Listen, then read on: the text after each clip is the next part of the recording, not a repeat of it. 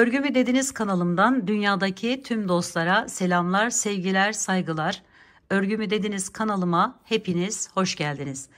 Bu videomda geleneksel Türk desenlerinden, motiflerinden olan ve kilim yaparken kullanılan, dokuma olarak yapılan bu desen çalışmasının adı pıtrakmış arkadaşlarım ve bolluk bereket anlamına geliyormuş. Umarım bizlere de bolluk ve bereket getirir bu pıtrak desenle yapmış olduğumuz projelerimiz. Evet, bu modelimizi tığ işi ve mozaik tekniği kullanarak yaptım. Dokuma olan bir geleneksel kültürümüzü bu şekilde yaşatmak istedim arkadaşlar. Evet, umarım sizler de sever ve beğenirsiniz. Beğeni ve yorumlarınızı videomun alt kısmında yapabilir. Ayrıca paylaşımda bulunarak daha çok kişilere ulaşımını sağlayabilirsiniz arkadaşlarım. Arkası da bu şekilde duruyor. Ön kısmı da bu şekilde. Bir hırka yapacağınız zaman alt kısımlarına, uzun bir hırka yaptığınızı düşünün. Alt kısımlarına bunu yapıp üzerine normal bir şekilde devam ederseniz böyle muhteşem bir görüntü elde edeceksinizdir. Kilim yapmak veya paspas yapmak isterseniz de onlara uygun ipler kullanarak bu deseni yapabilirsiniz arkadaşlarım. Evet, şimdi bu güzel pıtrak modelini gelin hep birlikte örelim. Örerken stres atalım arkadaşlarım. Evet arkadaşlarım, desenimiz şöyle bakın. Şurası bir desen yerimiz. Burada toplam 29 tane zincire ihtiyacımız olacak şu arada arkadaşlarım. Kenarlar için ayrıca bakın burada 3, bu tarafta da 3 tane fazladan zincirim var. Şimdi 29, burayı da yapalım arkadaşlarım. 3 tane bu tarafa, 3 tane de bu tarafa fazladan zincir çekelim. Evet, şöyle 35 zincir çekerek başlıyorum.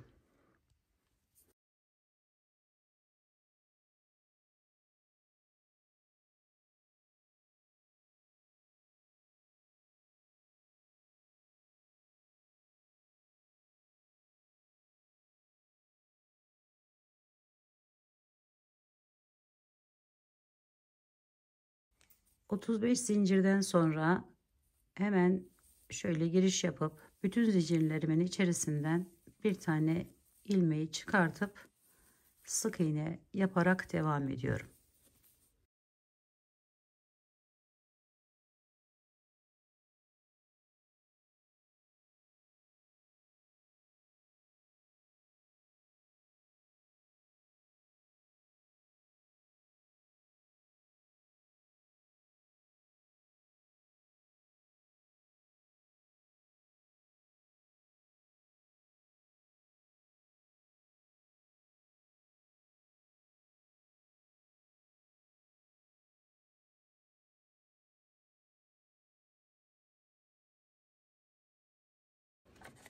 Zincirimi çektim ve kesiyorum.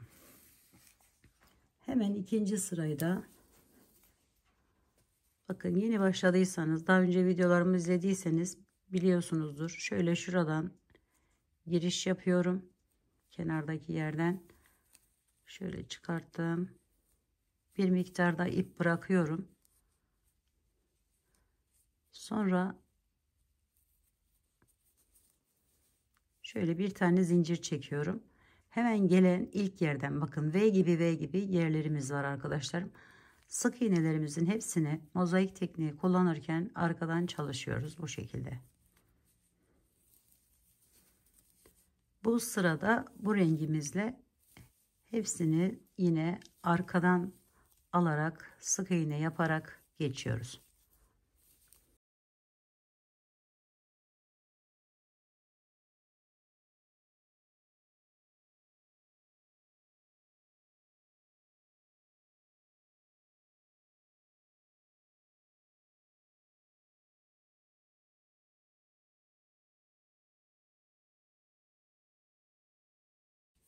Bu fazla ipimizi şöyle alıyorum.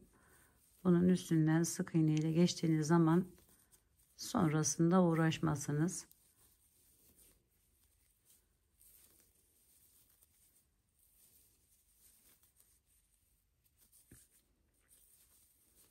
Bir önemli noktada bu son olanı bu şekilde alırsanız arkadaşlarım daha güzel bir görüntü elde edersiniz. Bir zincirimi çekiyorum ve yine kesiyorum.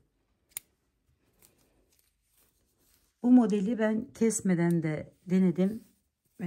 Çok hoşuma gitmediği için keserek yaptım arkadaşlarım. Şöyle alıyorum diğer rengimi, hemen kenardaki bakın şuradan giriş yapıyorum. Bu ilk baş ve en son hiç değişmiyor. Hepsi aynı şekilde yapmamız gerekiyor. Şu ilkini bakın şu şekilde alıyorum. Sonra gelen şöyle 4 tanesini 1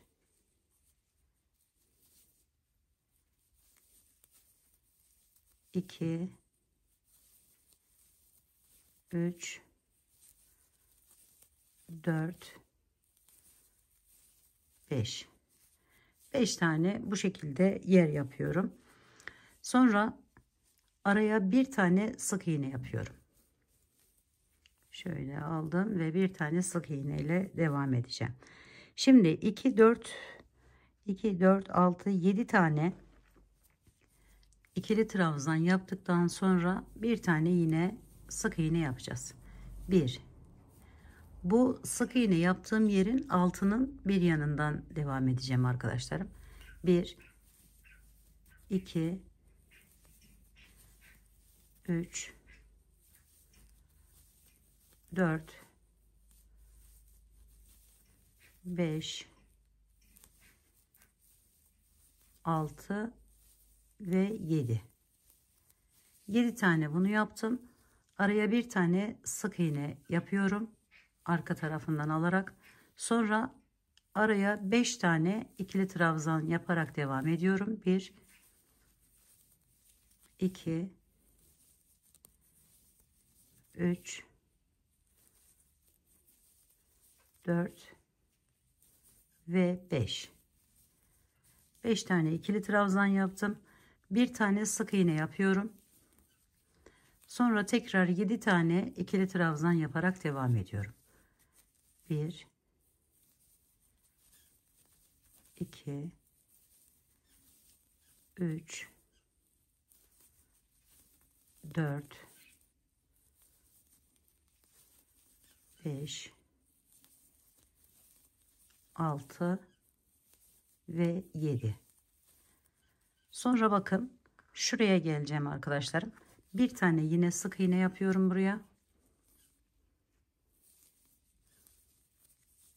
Sonra ikili trabzanlar yaparak devam ediyorum. Burayı devam edeceğiniz için arkadaşlar, burada bir de ikili trabzanın arasına bu ipi şu şekilde yaparak alabilirsiniz. Şöyle bakın.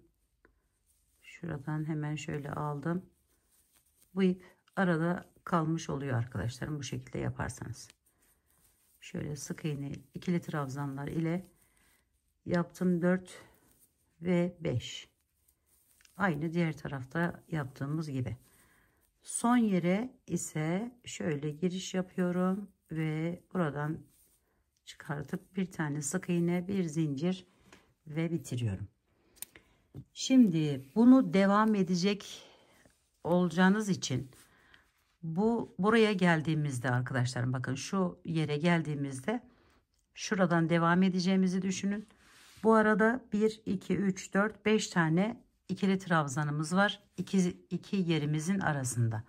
Daha sonra aynı buradaki gibi bakın şuna gelmiş oluyoruz. Bunu devam ettiriyoruz arkadaşlar. Yine bir tane sık iğneden sonra 7 ikili trabzan, bir tane sık iğne, 5 ikili trabzan, bir sık iğne, 7 ikili trabzan, bir sık iğne, daha sonra kenar kısmına geçiyoruz. Yani modelimizi devam edeceğiniz için bu şekilde ilk başta oturtmanız gerekiyor. Evet, şimdi diğer rengimi hemen alıyorum. Şöyle kenar girişini yaptıktan sonra ilkini sık iğne yapıp bu bir tane bıraktığımız yere kadar sık iğneler ile devam ediyoruz. Mozaik tekniğinin bir başka özelliği de ikili trabzanların üzerine ikili trabzan yapılmaması arkadaşlar. Şöyle geliyorum ve şimdi bu araya bir tane ikili trabzan yapıyorum. Sonra sık iğneler ile devam ediyorum.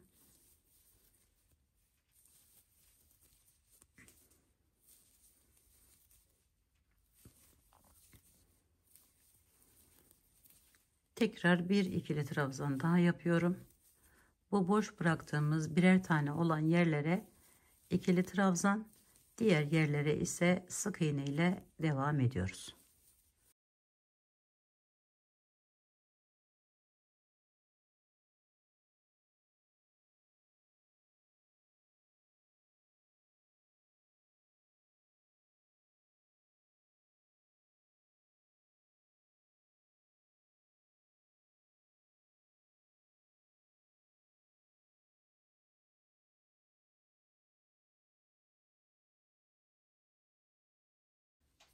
Bunu yapmak zorunuza giderse şöyle sık iğne ile yaptığınız sırada da bu ipleri aradan götürebilirsiniz arkadaşlar.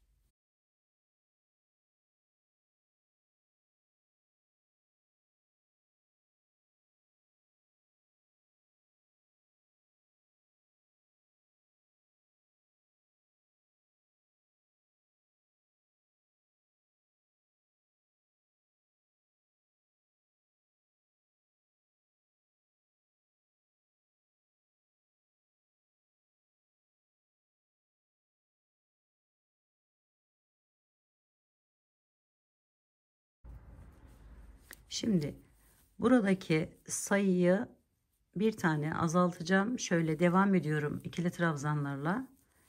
1 2 3 4. Bakın buna bir kalan yerden 3 tane buraya sık iğne yapıyorum. 1 2 ve 3. Sonra bu aradaki 7 tane olan yere 5 tane ikili trabzan yapıyorum. 1 2 3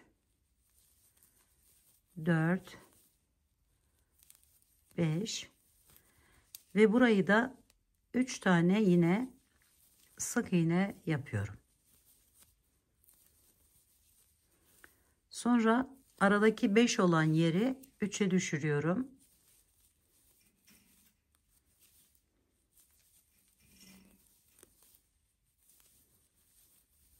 Tekrar 3 tane sık iğne yapıyorum.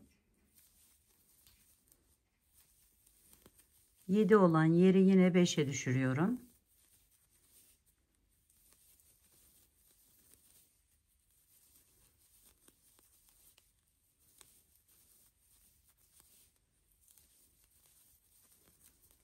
Sonra 3 tane sık iğne yapıyorum.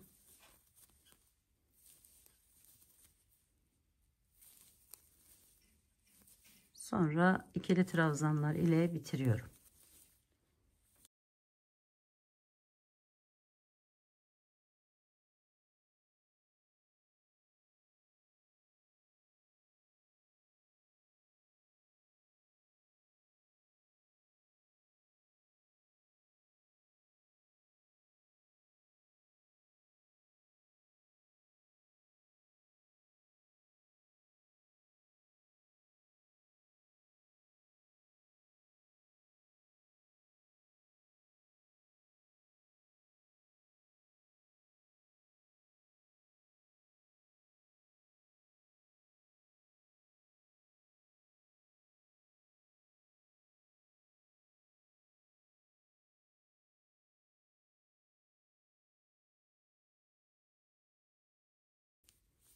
Bu boşluğa 3 tane ikili trabzan yapıyorum.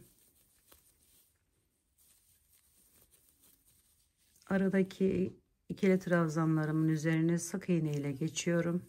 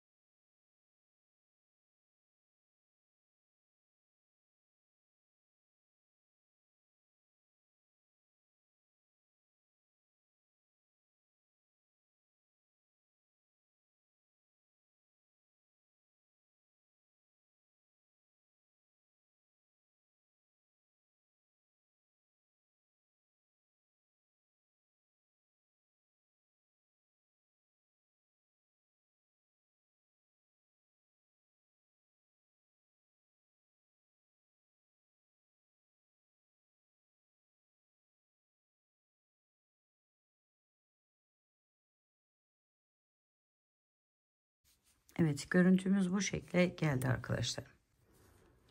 Şimdi diğer ipime geçtim. Hemen bunun üzerine yine ikili trabzan olarak devam ediyorum.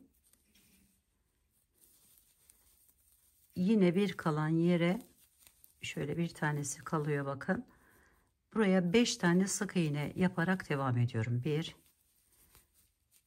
2 3 4, bir tane de bu tarafa kaydırma yapıyorum. 5.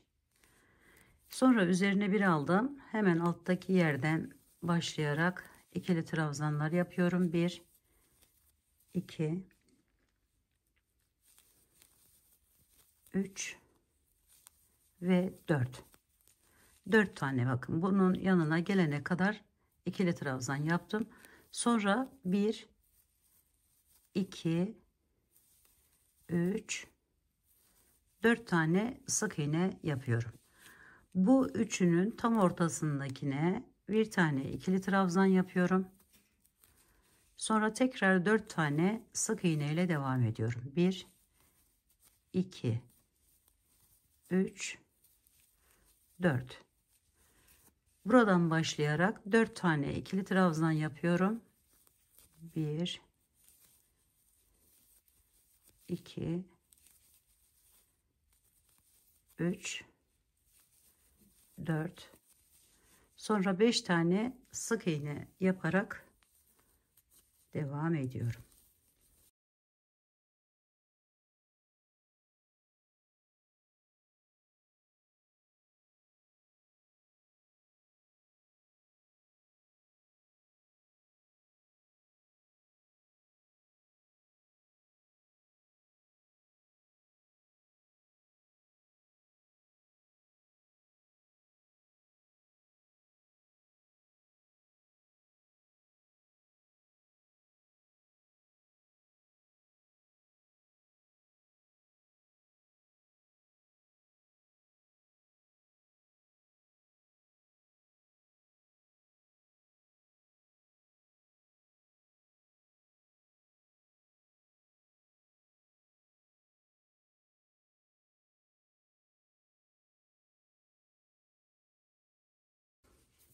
Buraya sık iğnelerle geldikten sonra arkadaşlarım, bu araya 2 tane ikili trabzan yapıyorum. 1 2, sonra bir tane sık iğne yapıyorum tam ortaya, şu boşluğu verebilmek için. Sonra 2 tane ikili trabzan da bu tarafına yapıyorum. 1 2, aradaki dördün üzerini sık iğne ile geçiyorum.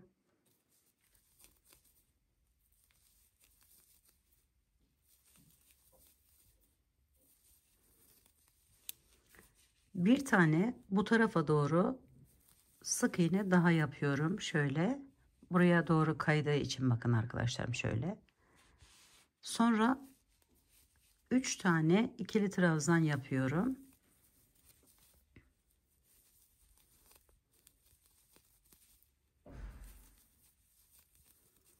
Bir tane ortaya sık iğne yapıyorum. Sonra 3 tane ikili trabzan yapıyorum. 1 2 ve şöyle alalım. 3. Sonra yine buraya 5 tane sık iğne yaparak devam ediyorum. 1 2 3 4 5. Sonra 2 tane bu tarafa ikili trabzan. 1 2, sonra ortaya bir tane sık iğne, 2 tane ikili trabzanla bu tarafa yapıyorum.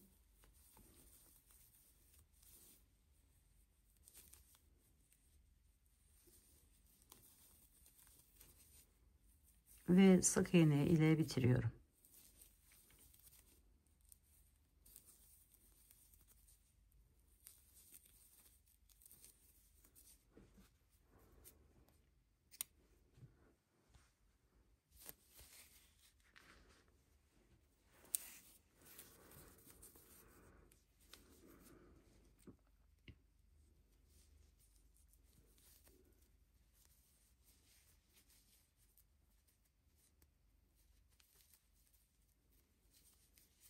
Şimdi buraya bu kenardaki ikili trabzanlarımı yapıyorum. Sayısı 3'e düştü. 2 ve 3. Sonra 5'inin üzerine 5 tane sık iğne yaparak devam ediyorum.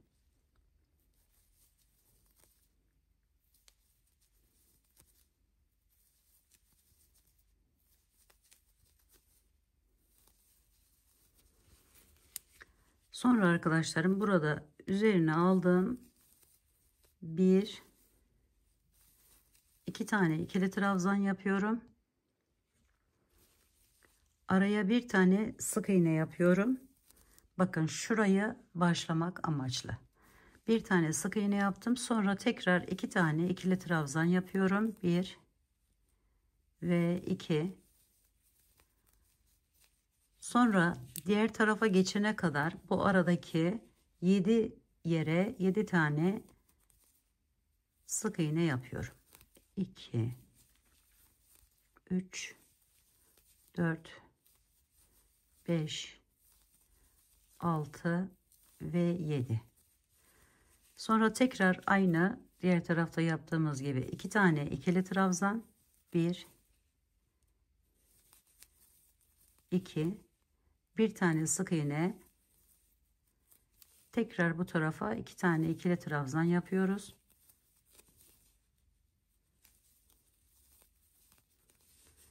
Sonra 5 tane sık iğne ile devam ediyoruz.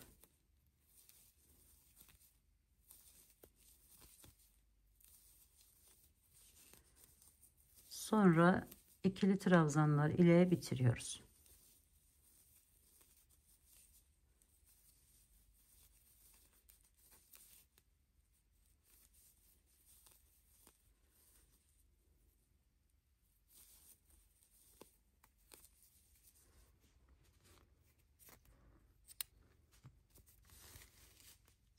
Evet, şimdi hemen diğer rengimize geçelim.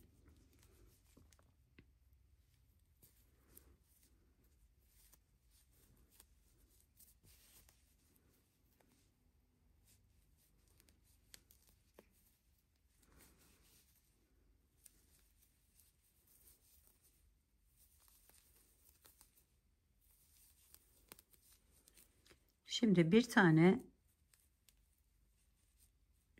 şunu arkaya alalım. Evet.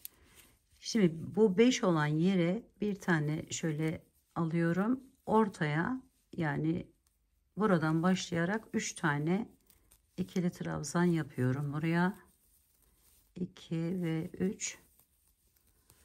Sonra devam ediyorum sık iğneler ile. Şöyle. Sonra buraya bir tane ikili trabzan yapıyorum. Yine sık iğneler ile devam ediyorum. 1 2 ve 3. Buradaki sayımız 7 idi arkadaşlarım. Şimdi bunu 5'e düşürüyorum. Yani 5 tane buraya ikili trabzan yapıyorum. 1 2 3 4 ve 5. Sonra sık iğne ile devam ediyorum. 1 2 3. Sonra üzerine bir alıp hemen buradan giriş yapıp bir tane ikili trabzanımı yapıyorum. Sonra yine sık iğne ile devam ediyorum.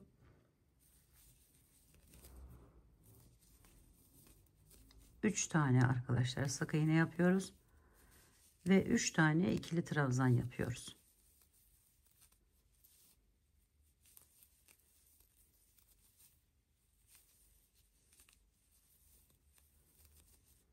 Sonra sık iğneler ile bitiriyoruz. Diğer renk ipime geçtim ve bağladım. Şimdi buradan şöyle alarak ikili trabzanlar yaparak devam ediyorum.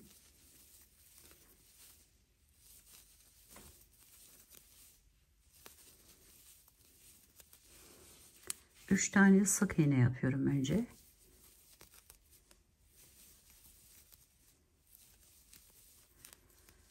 Sonra üzerine bir alıp hemen ikili trabzanımı yapıyorum. 2 tane. Buraya yeni bir yer başlayacağımız için 3 tane sık iğne yaparak devam ediyorum. Sonra bu iki araya 2 tane ikili trabzan yapıyorum. Buranın üzerine sık iğne ile geçiyorum. Yani 5 tane.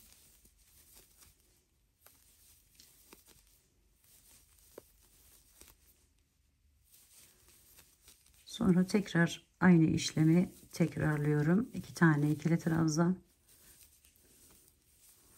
3 tane sık iğne,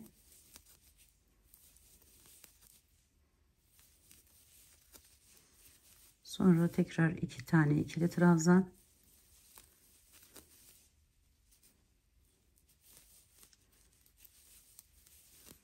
3 tane sık iğne yaparak devam ediyoruz.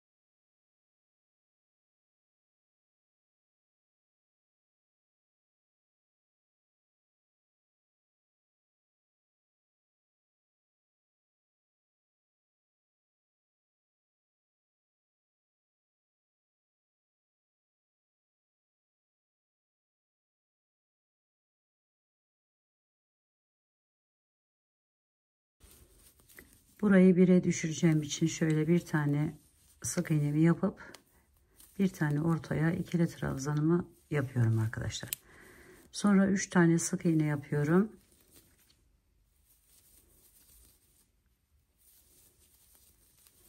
Üç tane ikili trabzan yapıyorum.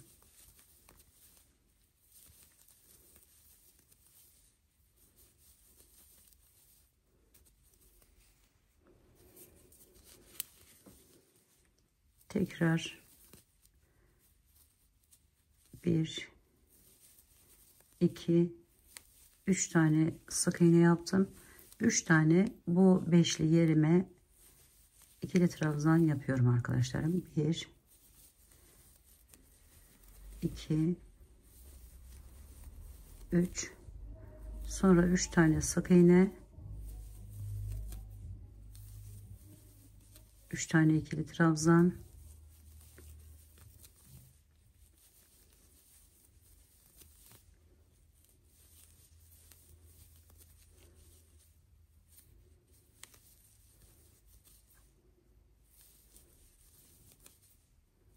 üç tane sık iğne yapıyorum. Bir tane ikili trabzan yapıyorum ve sık iğneler ile bitiriyorum.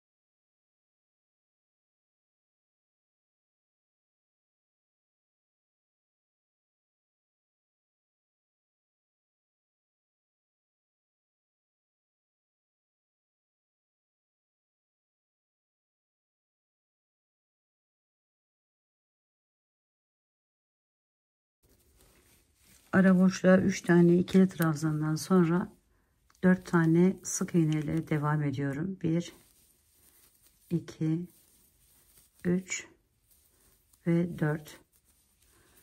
Sonra arkadaşlarım bir tane şöyle üzerine alarak ikili trabzan yapıyorum. Bakın şurayı yaptık. Şimdi 5 tane sık iğne ile devam ediyorum. 1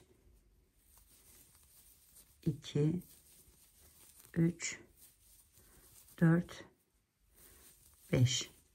Tekrar bir tane ikili trabzan, 4 tane sık iğne,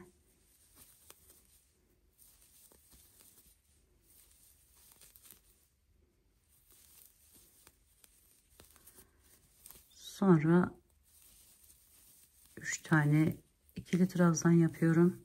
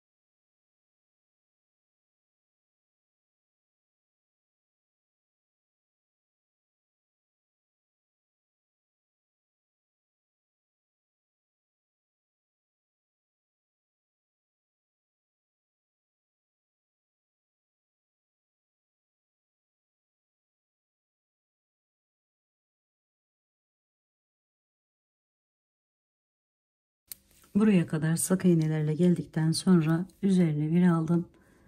Bir tanesini daha sık iğne yapıyorum ve 3 tane ikili trabzan yapıyorum buraya. 1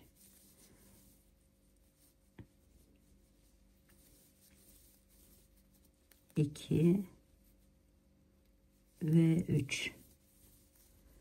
Bir tane sık iğne yapıyorum. 5 tane ikili trabzan yapıyorum.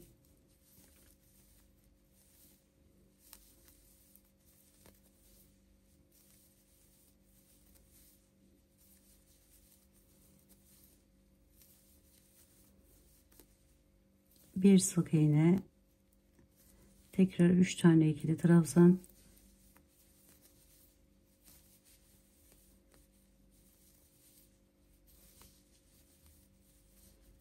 sık iğneler ile bitiriyoruz.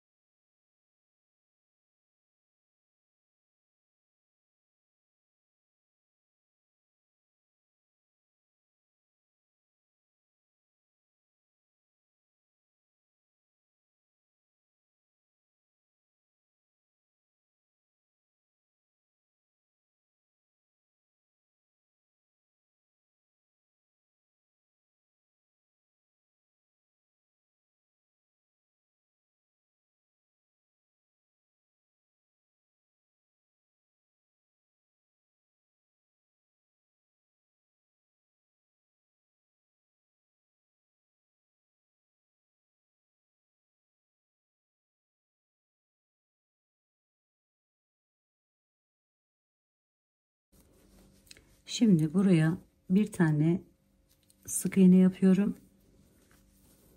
2 tane ikili trabzan yapıyorum. Bu da yeni yeri açıyoruz arkadaşlarım. Bakın şurası. Buradan devam edeceğiz. Burayla birleşecek. Burası da.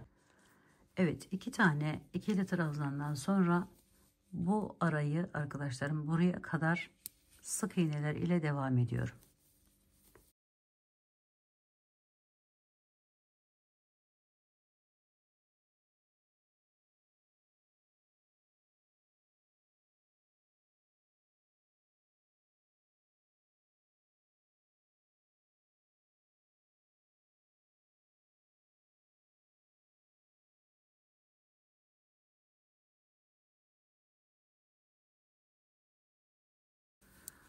13 tane yapmış oluyoruz arkadaşlar şöyle.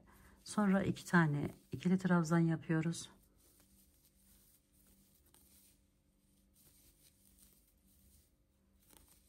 Bir tane sık iğne yapıyoruz. İkili trabzanlar ile bitiriyoruz.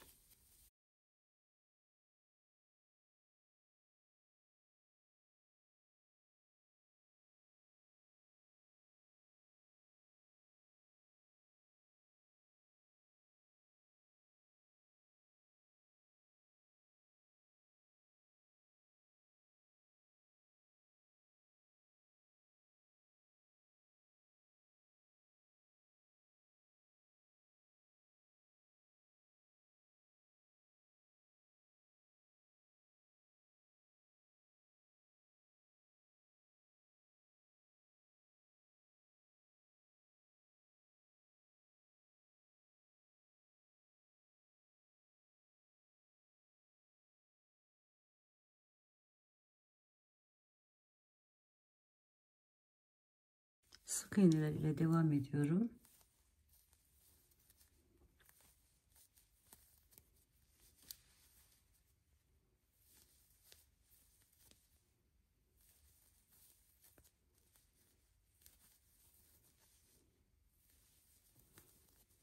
Bu araya bir tane ikili trabzan, sonra 3 tane sık iğne yapıyorum. 1 2 ve 3. Sonra üzerine bir aldım. Bakın bir tanesini atlayarak buradan giriş yaparak 1 2 3 4 5 tane ikili trabzan yaptım. Bu alttaki 5'in tam ortasına gelmiş oluyoruz ve bir tane buraya, bakın şurayı açmak için sık iğne yapıyoruz. Sonra tekrar 5 tane ikili trabzan yapıp devam ediyoruz.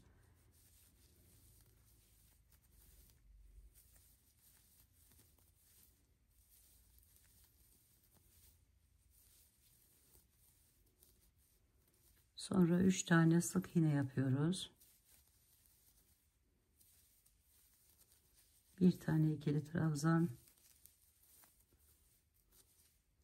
ve sık iğneler ile bitiriyoruz.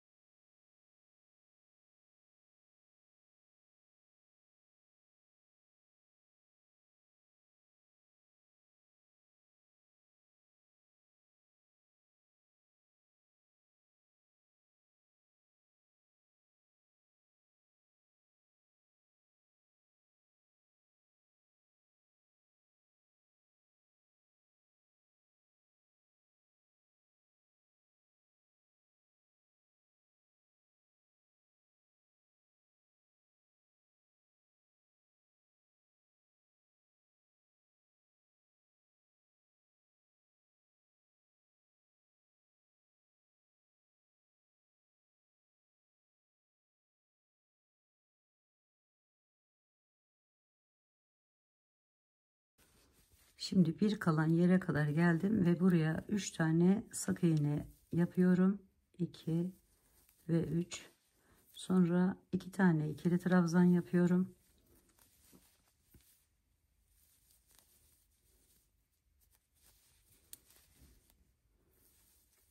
Buraları 5 tane sık iğne ile devam ediyorum.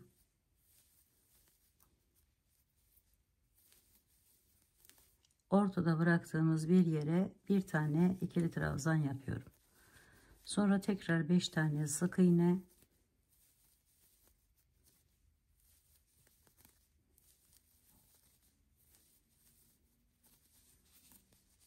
iki tane ikili trabzan yapıyorum.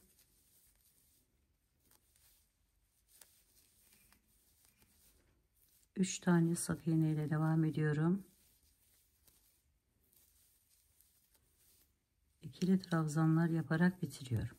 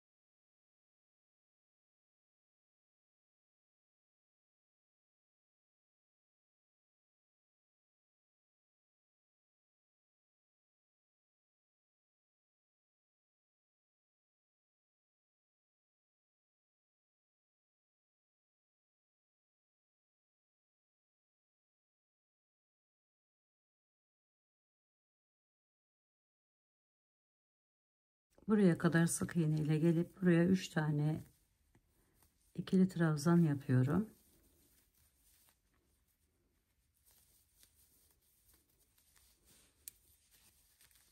Sonra 3 tane sık iğne yapıyorum.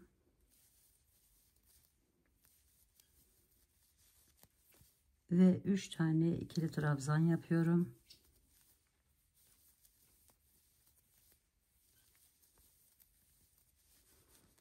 Üç tane sık iğne yapıyorum tekrar. 3 tane ikili trabzan.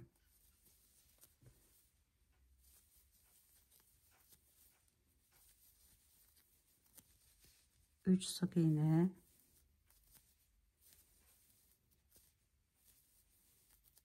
3 tane ikili trabzan.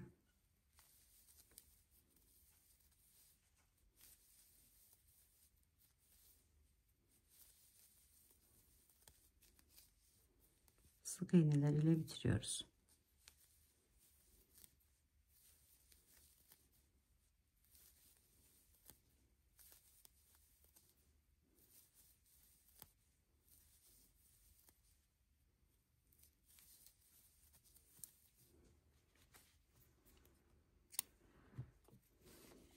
Evet, görüntümüz de bu şekle geldi arkadaşlar. Şimdi hemen diğer rengimize geçelim.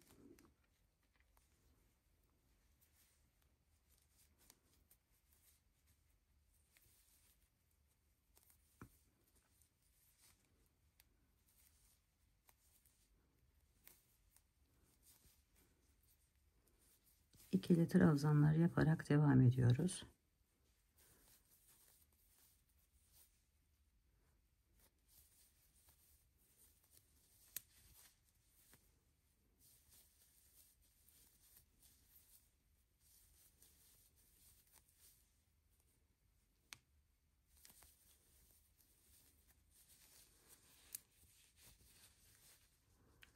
Burada 4 tane sık iğne yapıyorum. 1 2 3 4.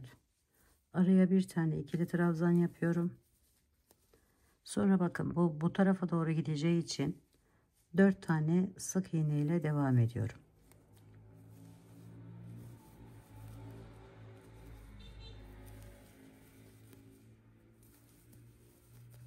Aradaki bu 3 yere 3 tane ikili trabzan yapıyorum.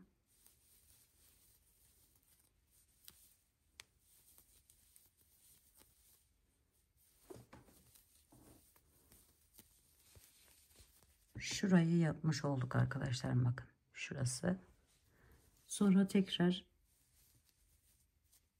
şöyle başlayıp 4 tane sık iğne yapıyorum.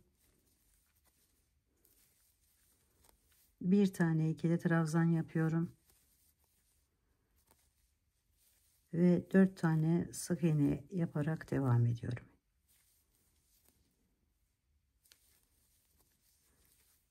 Ve ikili trabzanlar ile bitiriyorum.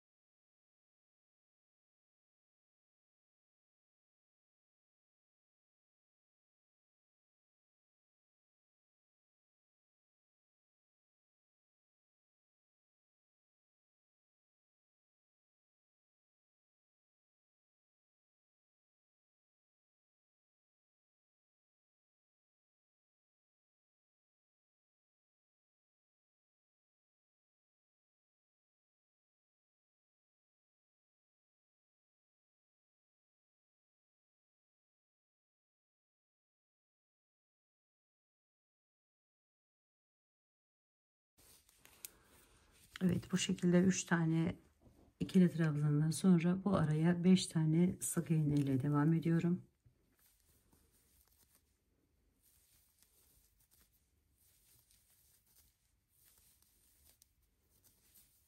Tekrar 3 tane ikili trabzan.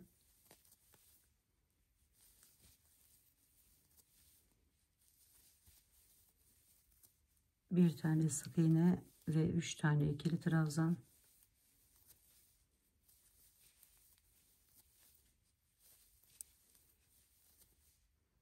Sık iğneler ile bitiriyoruz.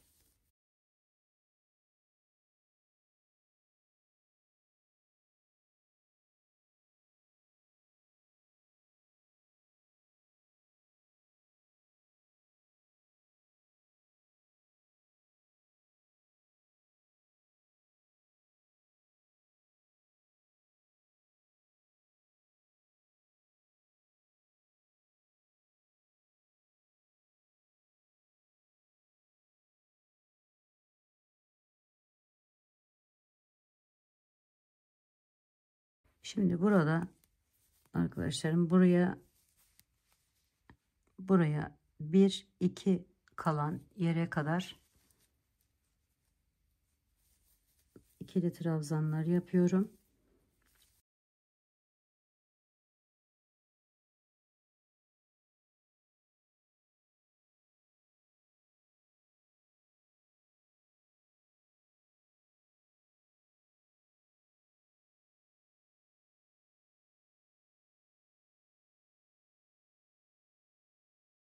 Bir, iki, üç.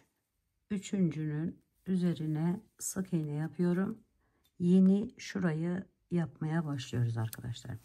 Sonra 2 tane ikili trabzan yapıyorum. Aradaki bu 7 yere 7 tane sık iğne yapıyorum. 2 3 4 5 6 ve 7.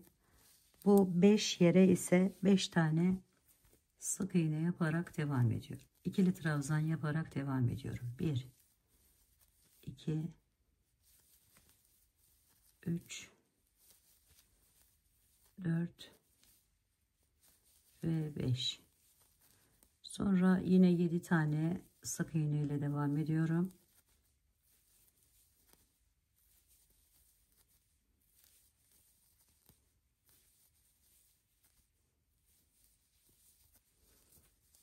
İki tane ikili trabzan yapıyorum.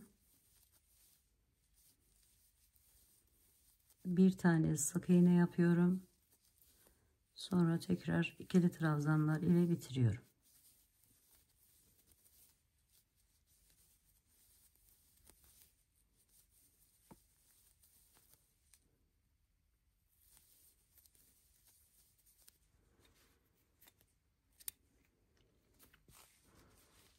Evet, görüntümüz bu şekle gelmiş oluyor arkadaşlar. Şimdi diğer rengimize geçelim.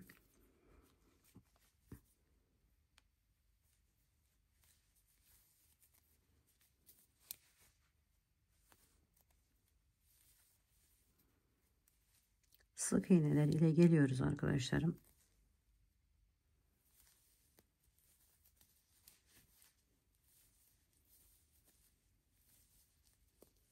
Buraya bir tane ikili trabzan yapıyorum. Yine şöyle 1 2 3 tane sık iğnemi yaptım. Bu aradaki 7 bıraktığımız yere 5 tane ikili trabzan yapıyorum.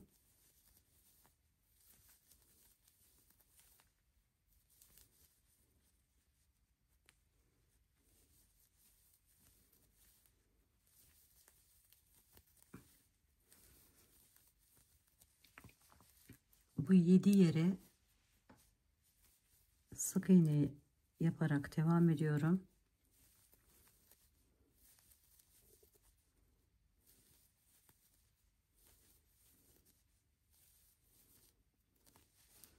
Buraya 5 tane ikili trabzan yapıyorum.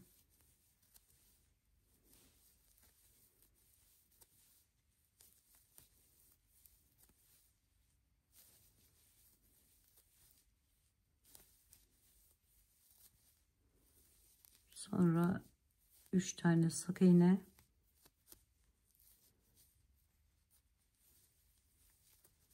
bir tane ikili trabzan bu boşluğa, sık iğneler ile bitiriyorum.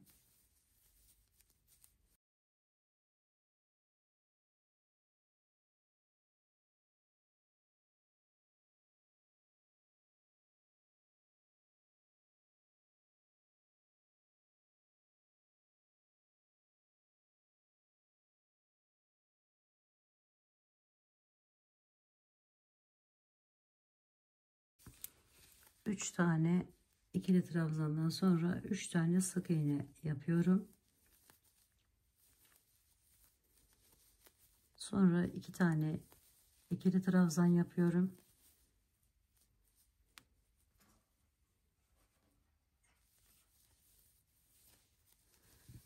Beş tane sık iğne yapıyorum.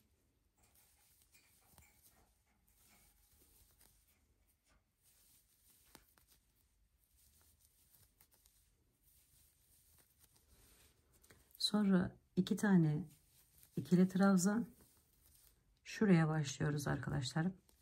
1 2, bir tane sık iğne, şöyle tekrar bir tane ikili trabzan, bir tane sık iğne, 2 tane ikili trabzan yapıyorum. 5 tane sık iğne ile devam ediyorum.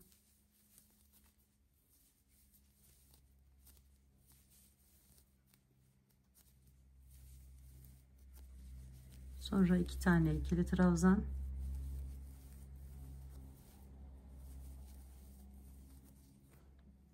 üç tane sık iğne yapıyorum.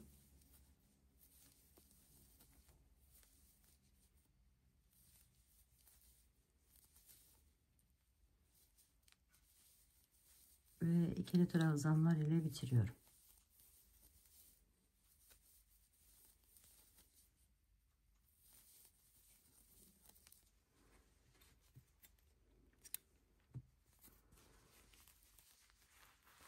Evet, şimdi diğer rengimize geçelim.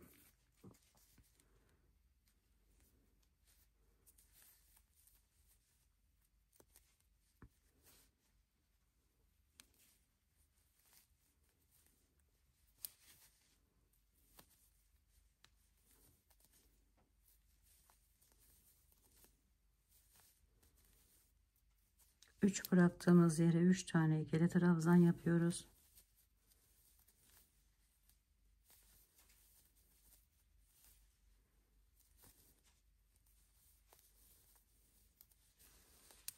Üç tane sık iğne yapıyoruz.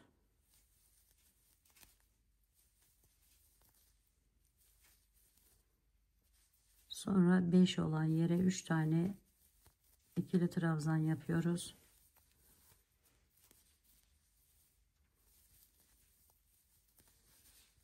Üç tane tekrardan sık iğne, 1 2 ve 3. Bu bıraktığımız boşluğa bir tane ikili trabzan, bir tane sık iğne ve bir tane ikili trabzan daha yapıyorum. 3 tane sık iğne ile devam ediyorum. 1 2 3, 3 tane ikili trabzan yapıyorum.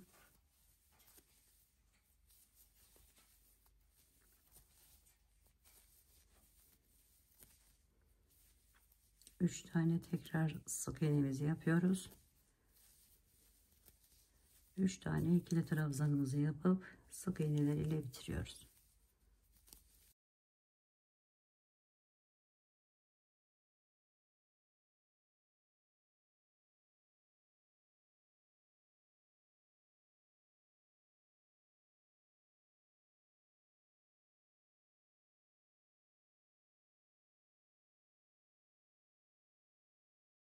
Yine bu kenardaki ikili trabzanlarımızı yapıyoruz önce. Sonra 4 tane sık iğne yapıyoruz.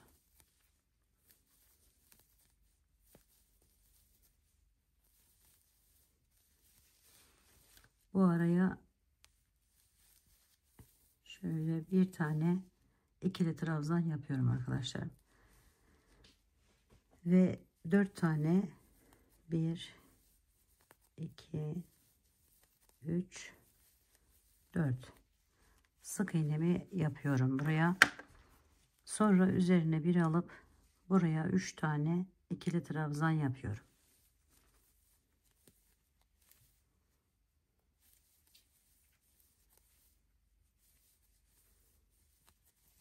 Üç tane sık iğne yapıyorum.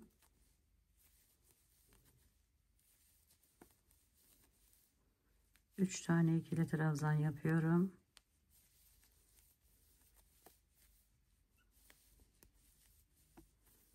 Sonra 4 tane sık iğne yapıyorum.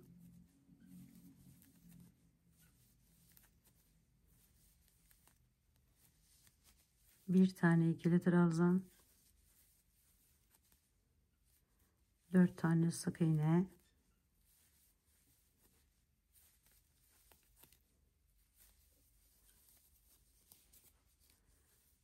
ikili trabzanlar ile bitiriyorum.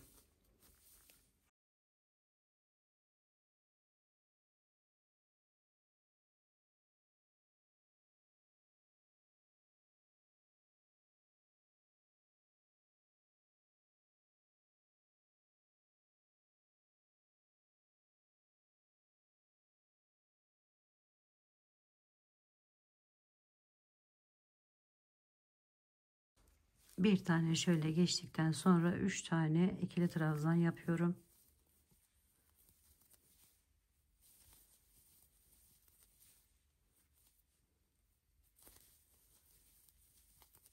Araya bir tane sık iğne, tekrar 3 tane ikili trabzan,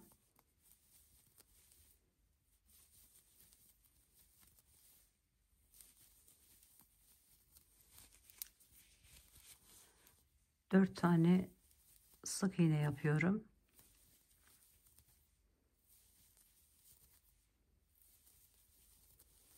Sonra bu boşluğa 3 tane ikili trabzan yapıyorum.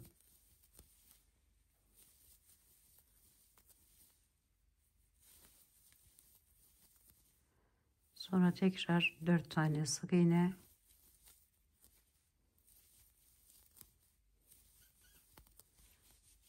üç tane ikili trabzan,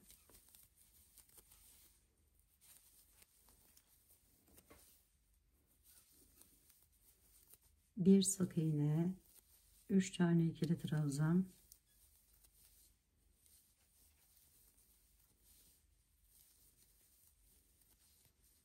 sık iğne ile bitiriyorum.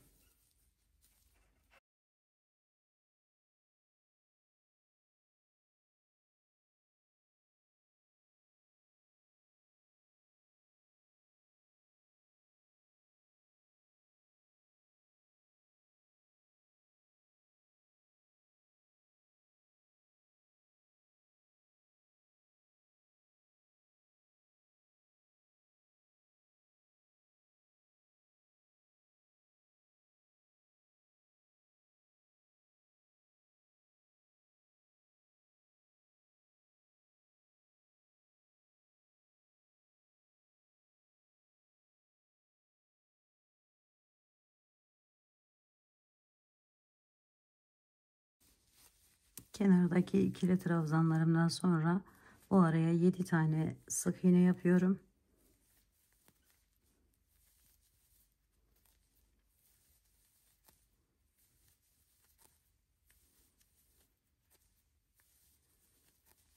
Sonra 4 tane ikili trabzan yapıyorum.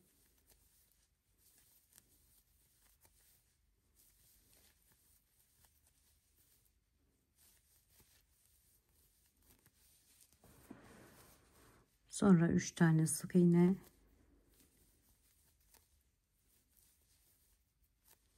tekrar 4 tane ikili trabzan,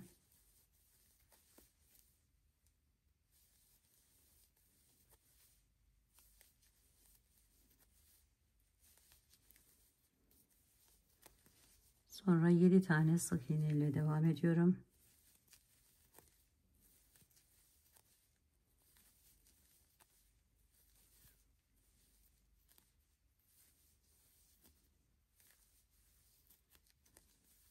ikili trabzanlar ile bitiriyorum.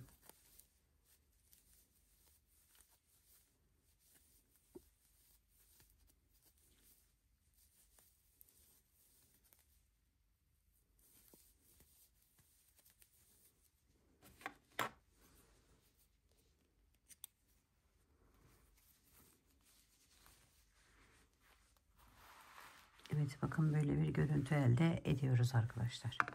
Evet, şimdi diğer rengime geçtim, bağladım, sık iğnelerle devam ediyorum.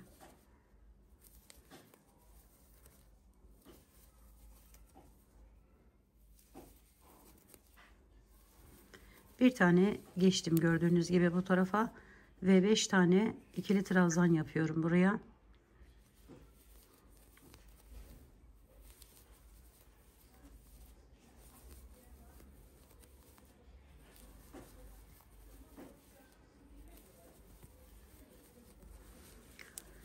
Sonra bu araya sık iğne ile devam ediyorum. Hepsini arkadaşlarım sık iğne ile geçiyorum.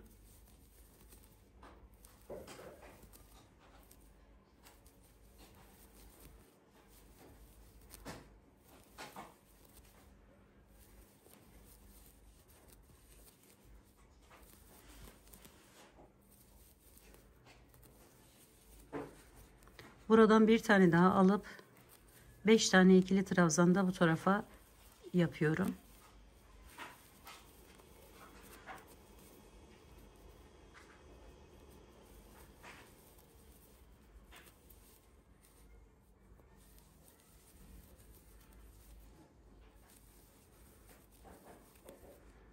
Sık iğneler ile bitiriyorum. Evet, bu sırayı da bu şekilde tamamladıktan sonra şimdi diğer rengime geçiyorum arkadaşlar.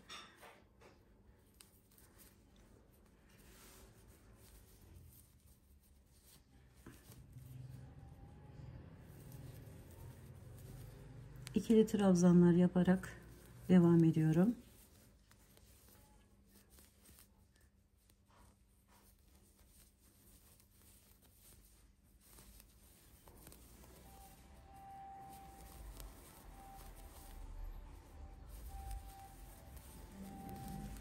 Sonra 5 tanenin üzerine 5 tane sık iğne yapıyorum.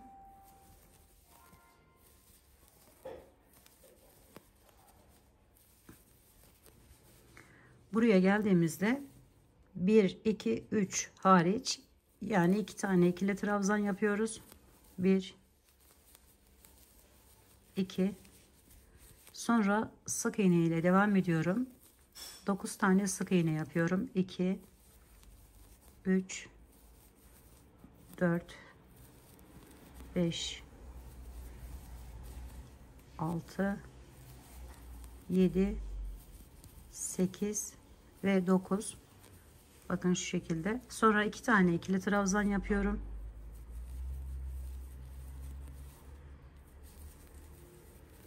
Beş tane sık iğne ile devam ediyorum.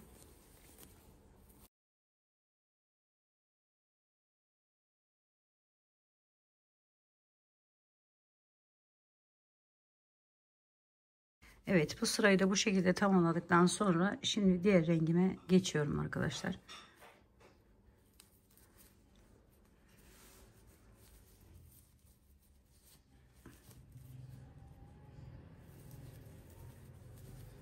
İkili trabzanlar yaparak devam ediyorum.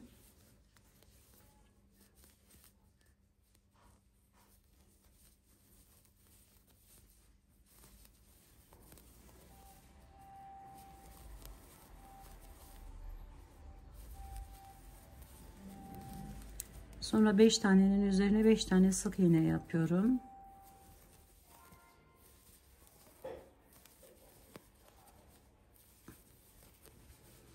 Buraya geldiğimizde 1, 2, 3 hariç, yani 2 tane ikili trabzan yapıyoruz.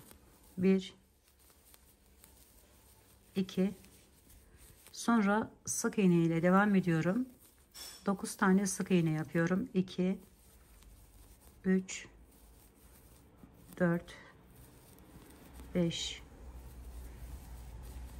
6, 7, 8 ve 9. Bakın şu şekilde. Sonra 2 tane ikili trabzan yapıyorum. 2 tane ikili trabzandan sonra 5 tane sık iğne yapıyorum arkadaşlar.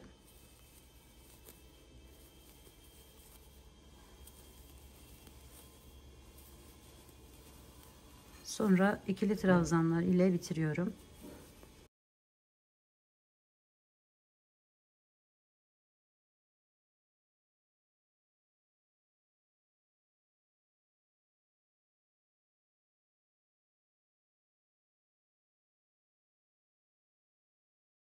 Evet, görüntümüz bu şekle geldi. Şimdi diğer rengime geçtim. Hemen sık iğneler ile devam ediyorum.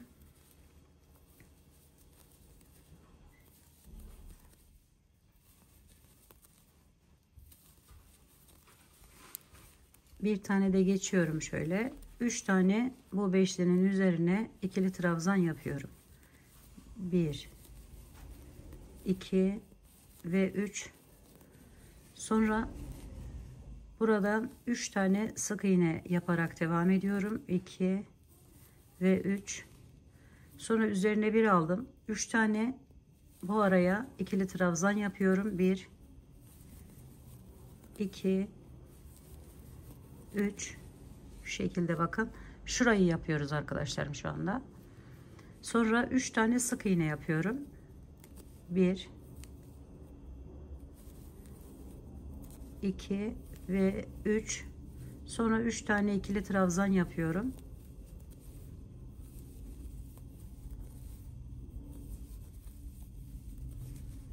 Sonra tekrar 3 tane sık iğne, 1 2 3 ve üzerine bir alıp 3 tane ikili trabzan yapıyorum.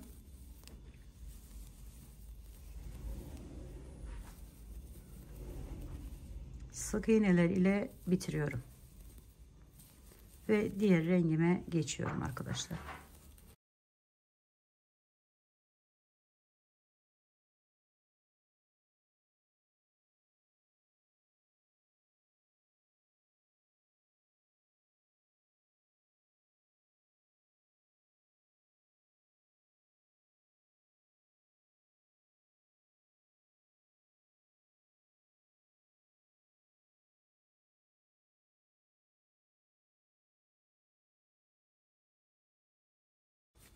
İkili trabzanlar yaparak devam ediyorum.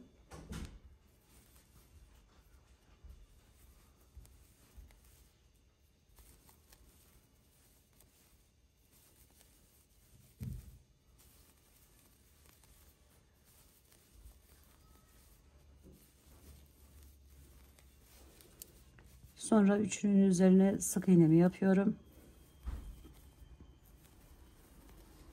Bu ikisinin arasına 3 tane ikili trabzan yapıyorum.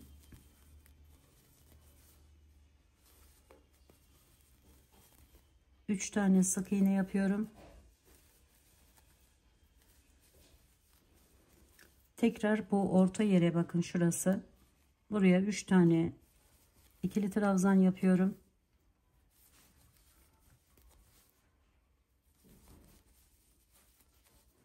3 tane sık iğne, 3 tane ikili trabzan,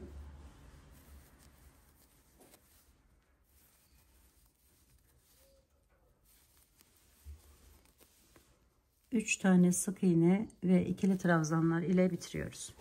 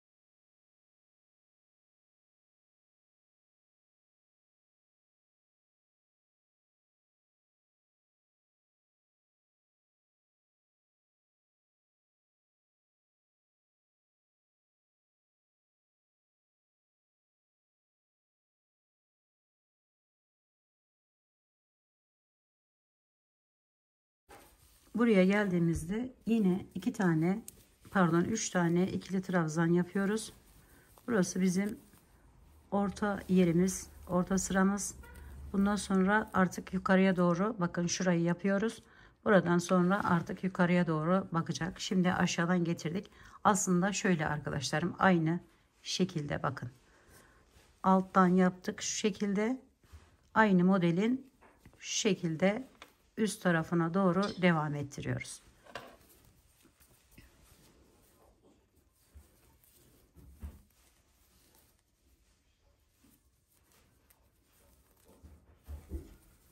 Yine buraları sık iğne ile geçiyorum. Şimdi burada bakın şu oyuntuyu vermek amaçlı bir tane ilerleyip 3 tane ikili trabzanın üzerine 2 tane ikili trabzan yapıyorum. Şöyle 1 ve 2. Sonra 3 tane yine buraya sık iğnemi yapıyorum. 2 tane de bu tarafa ikili trabzan yapıyoruz. 1 2. Sonra araya sık iğnelerle devam ediyoruz. 2 3 ve 4. Sonra üzerine alıp üçlü ikili trabzanlarımızı yapıyoruz. 3 tane. 1 2 ve 3. Sonra sık iğneler ile bitirip diğer rengimize geçiyoruz.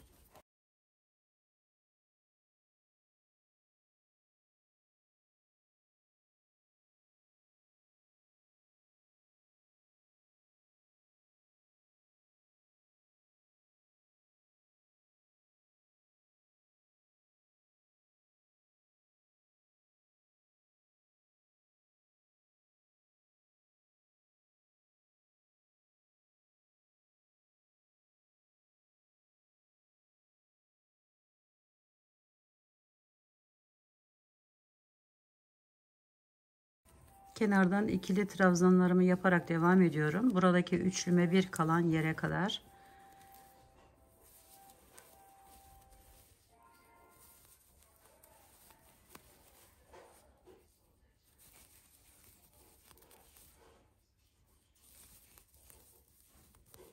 Şimdi buraya 5 tane sık iğne yapıyorum.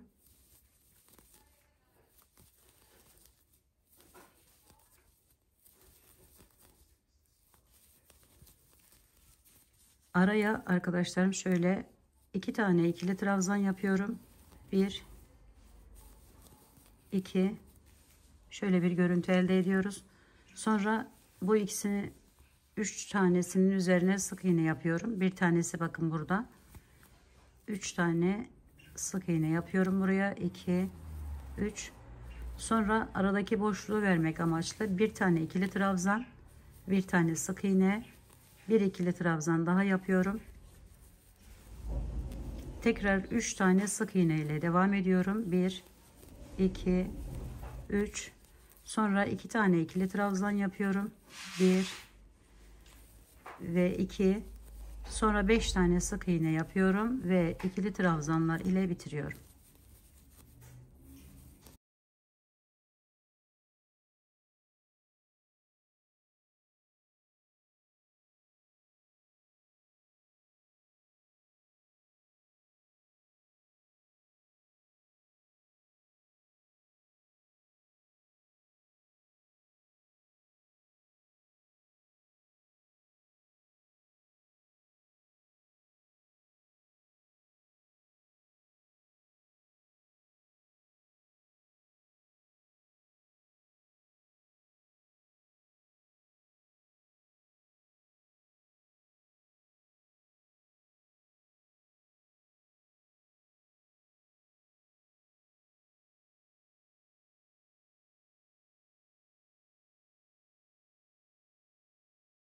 Sık iğneler ile devam ediyorum.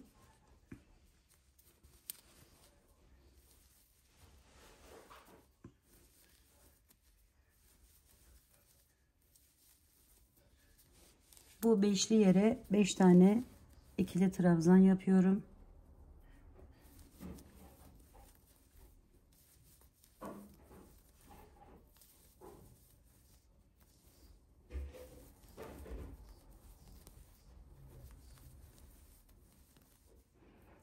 Sonra buraya sık iğne yapıyorum 2 tane. Sonra 3 tane buraya ikili trabzan yapıyorum arkadaşlar.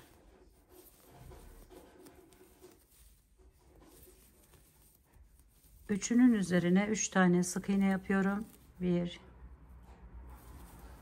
2 ve 3.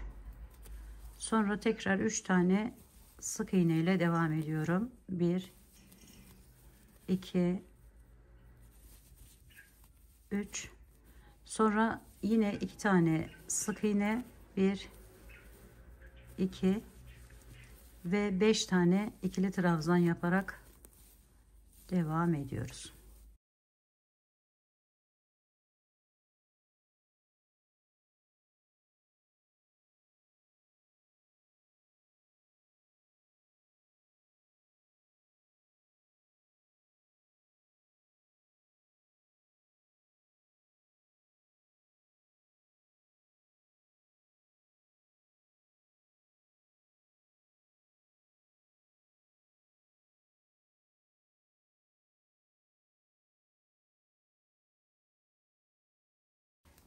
Evet, bakın görüntümüz bu şekle geldi. Şimdi aynı, bakın şurada yaptığımız işlemi tam tersini bir şekilde yaparak motifimizi tamamen ortaya çıkarmış olacağız arkadaşlarım.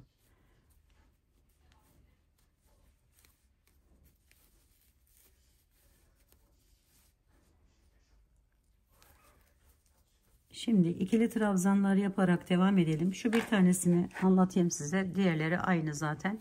Aynı şekilde devam edip bitiyor. Şöyle geldim. Bu 5 olan buraya bir kalana kadar ikili trabzanlarımı yaptım. Buraya 7 tane sık iğne ile devam ediyorum. 1 2 3 4 5 6 ve 7. Şöyle.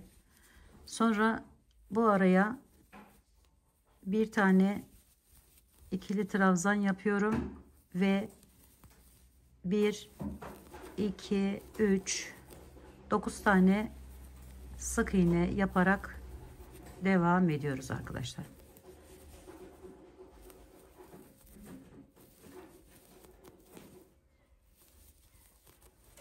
Buraya geldiğimizde yine üzerine bir alıp bir tane ikili trabzan yapıyoruz. Sonra yine 7 tane sık iğne ile devam ediyoruz.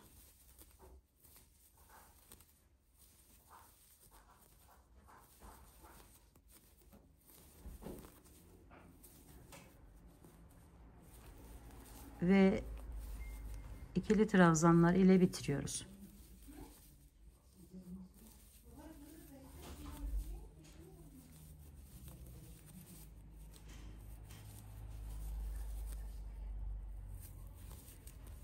Rengime geçtim. Yine sık iğneler ile geliyorum.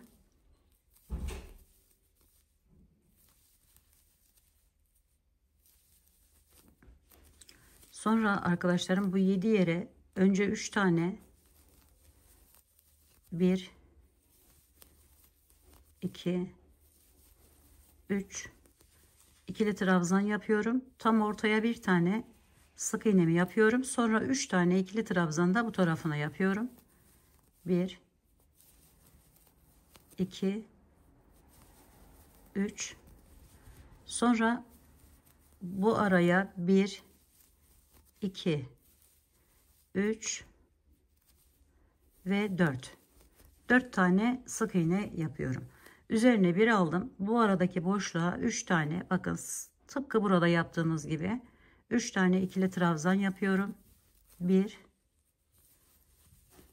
2 3. Sonra 4 tane sık iğne yapıyorum.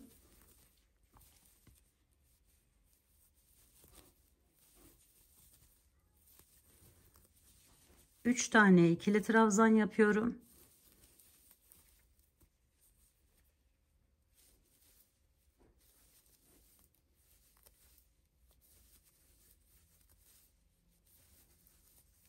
Bir tane sık iğne araya, tekrar 3 tane ikili trabzan yapıyorum bu tarafa da.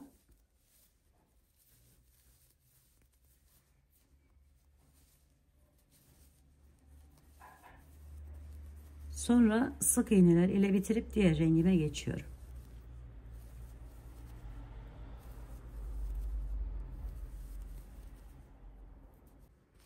Evet arkadaşlarım, diğer rengimi bağladım. Hemen ikili trabzanlarla devam ediyorum.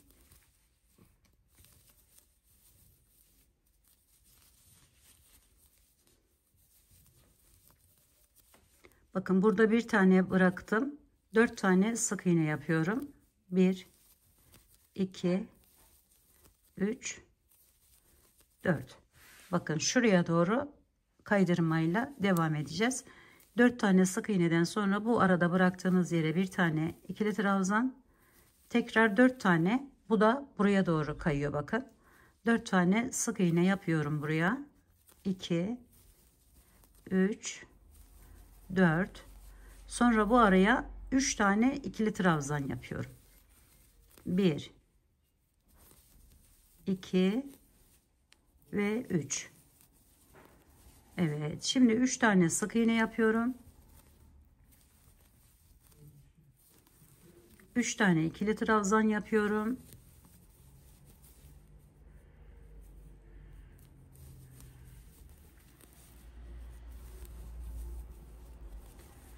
Dört tane sık iğne yapıyorum.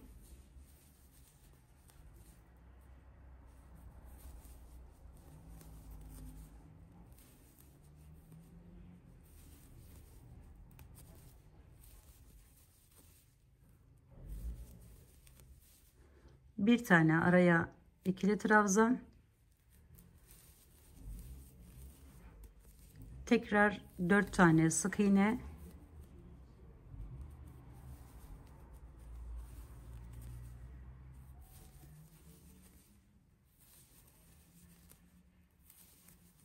ve kenarlardaki ikili trabzanlarımı yapıp bitirip diğer rengime geçiyorum.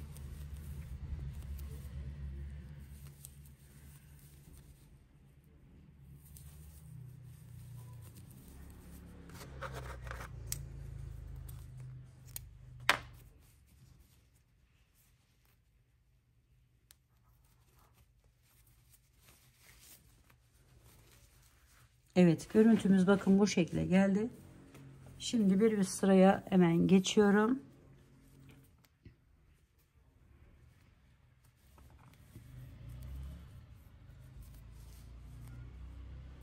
Yine sık iğneler yaparak devam ediyoruz.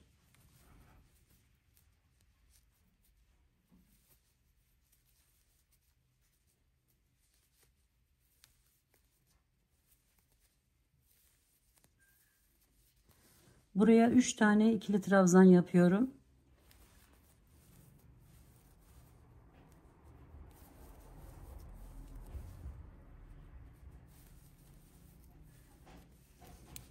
Sonra araya 3 tane sık iğne yapıyorum. 1 2 3.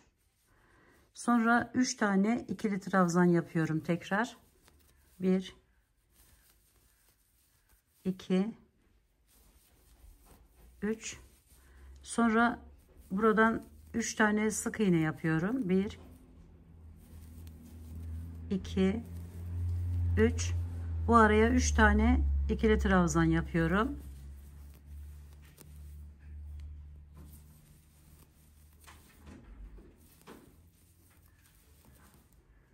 Üç tane sık iğne, 3 tane ikili trabzan,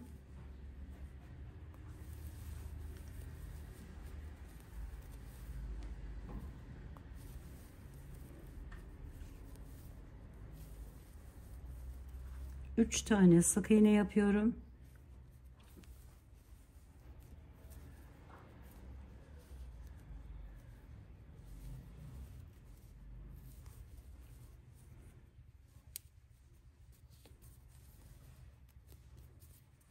Üç tane ikili trabzan yapıyorum. Sık iğneler ile bitirip diğer rengime geçiyorum.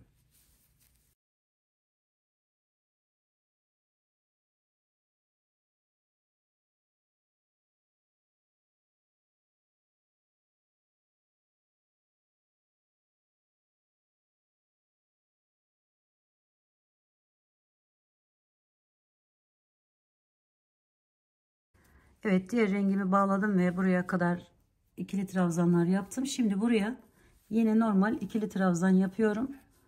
Bu üçünün üzerine sık iğne yapıyorum arkadaşlarım. 1 2 3. Araya 2 tane ikili trabzan yapıyorum. Şöyle 1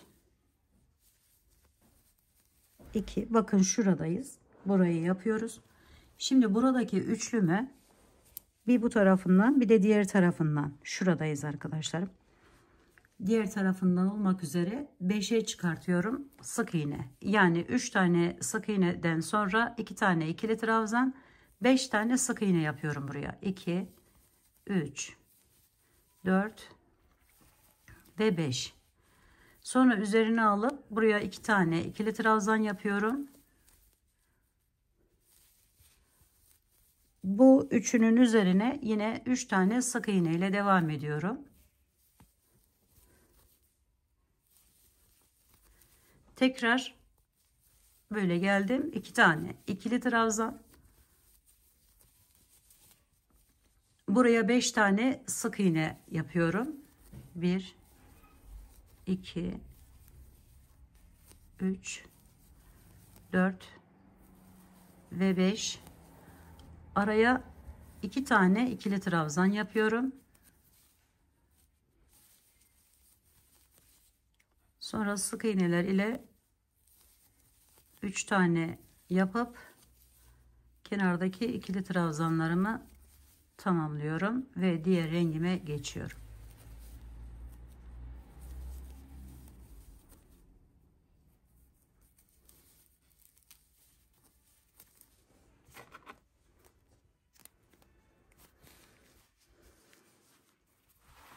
Evet, şimdi bu rengimi aldım hemen.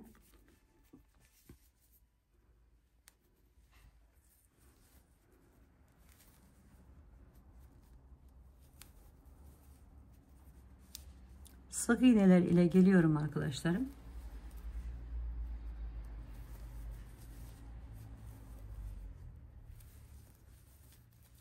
Bu 3 tane ikili trabzanın üzerine şöyle bir tanesini buradan aldım. Sonra buraya üzerine alıp tam ortaya bir tane ikili trabzan yapıyorum. Sonra sık iğneler ile devam ediyorum. 3 tane sık iğne yapmış oldum. Buraya 5 tane ikili trabzan yapıyorum.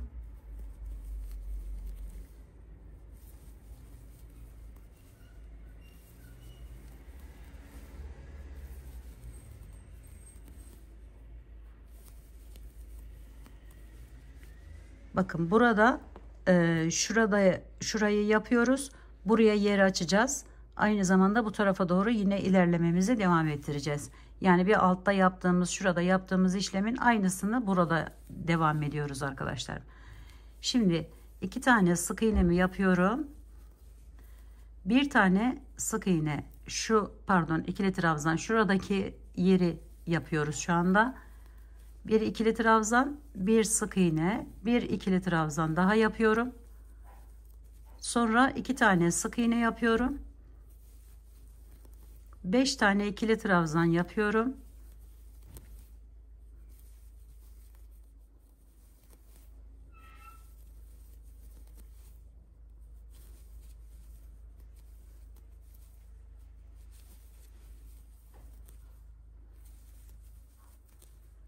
Ve bu ikisinin üzerine ve bir de yana 3 tane ikili sık iğne yaptım. Bir tane tam ortaya ikili trabzan yapıyorum.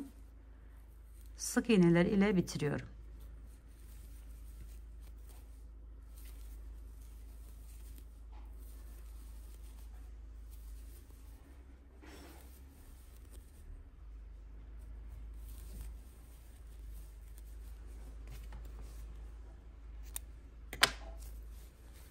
Evet arkadaşlarım, görüntümüz bu şekle gelmiş oluyor. Şimdi diğer rengimize geçelim.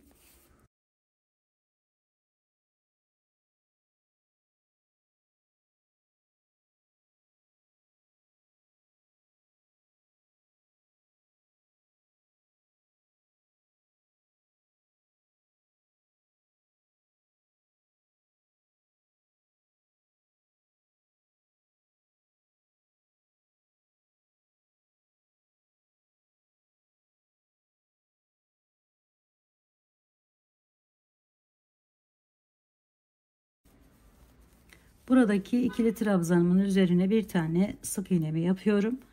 Araya 2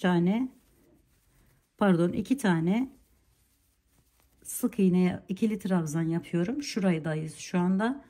Buraya 7 tane sık iğne yaparak devam ediyorum. 1 2 3 4 5 6 ve 7. Son olarak buraya bakın, şuradayız şu anda. Bir tane buraya şöyle ikili trabzan, bir tane araya sık iğne, sonra tekrar bakın bu iki aradan giriş yapıp buraya bir tane ikili trabzan, bir tane sık iğne, tekrar bir tane daha ikili trabzan yapıp şu şekilde 7 tane sık iğne ile devam ediyorum. 1 2 3 4 5 6 ve 7. Sonra tekrar 2 tane oraya ikili trabzan, bir tane sık iğne ve ikili trabzanlar ile bitiriyoruz bu sıramızı bu rengimizle.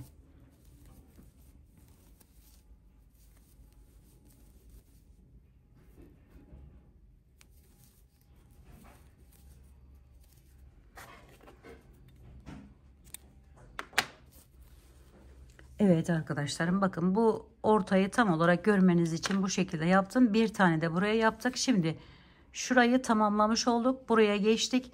Aynı şekilde bakın, şöyle tersini de çevirdiğiniz zaman zaten bu şekilde yaparak buraları da tamamlayıp desenimizi tamamen ortaya çıkarmış oluyoruz. Evet arkadaşlarım, umarım sevmiş ve beğenmişsinizdir. Bu pıtrak modelimizde bu şekilde desenimizde devam ediyor. Daha fazla uzatmak istemedim arkadaşlarım. Çünkü önemli olan şu görüntüyü elde etmekti. Bundan sonrası aynı buradaki devam edeceğimiz, bakın şu ikinci yerdeyiz. Buradan sonrası aynı şekilde devam ediyor. Yapacak olan arkadaşlarıma şimdiden kolaylıklar diliyorum. Örgümü dediniz kanalıma abone olmayı, beğenmeyi, yorum yapmayı, paylaşımda bulunmayı unutmazsanız çok mutlu olurum. Bir dahaki en farklı, en değişik örgü model, teknik ve tasarımlarında görüşmek üzere. Hoşça kalın, sağlıkla kalın, Allah'a emanet olun arkadaşlar.